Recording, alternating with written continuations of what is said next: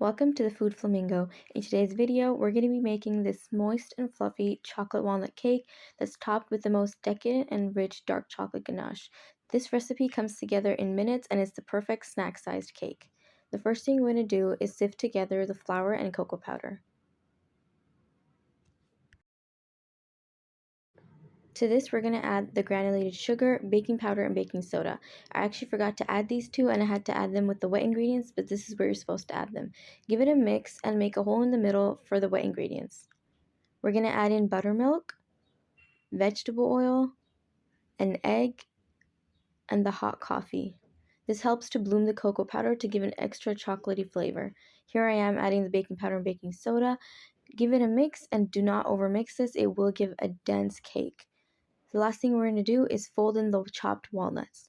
Make sure you chop these finely or they will sink to the bottom of the cake.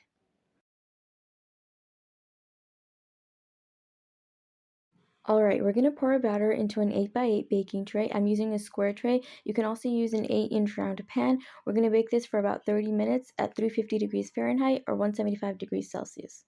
For the chocolate ganache, we're going to melt together 1 cup of chopped dark chocolate with half a cup of heavy cream. Melt this in the microwaves in 30-second bursts until it's nice and smooth.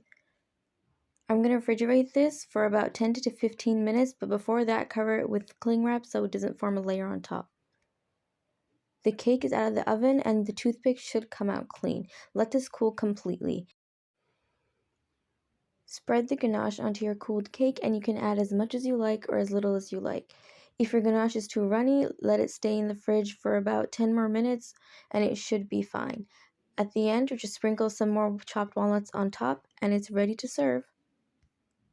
The full recipe will be in the description box below, and if you haven't already, please subscribe to my channel and don't forget to like and comment below if you tried the recipe.